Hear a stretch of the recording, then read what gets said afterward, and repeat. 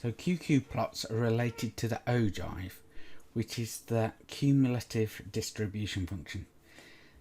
The QQplot compares the quantiles of the data to quantiles of a calculated data set with the same mean and standard deviation as the set of data you've got, but following a normal distribution. So the quantiles are regularly sampled values of the ogive of the data, and the ogive is the graph of cumulative frequency. It shows what percentage of the data is valued as that value or less.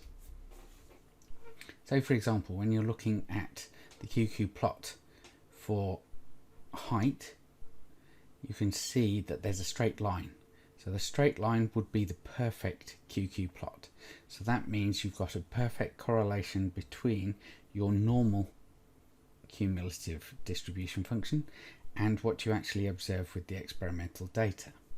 If you have points that deviate away from this, this means that there's some irregularity and it's not perfectly normally distributed.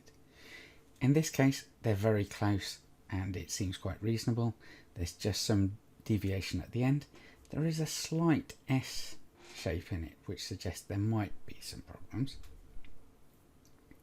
Looking at the female one, that S is more pronounced, and the male one, it's less pronounced. There's a better fit to the line, but there's also that outlier. What you can do is then plot the deviations, which SPSS does as well. So in this case, you can see that S shapes deviation from the line. What you should see is a random scatter above and below zero with no patterns in it. If you have patterns, then it suggests that your data might not be normally distributed.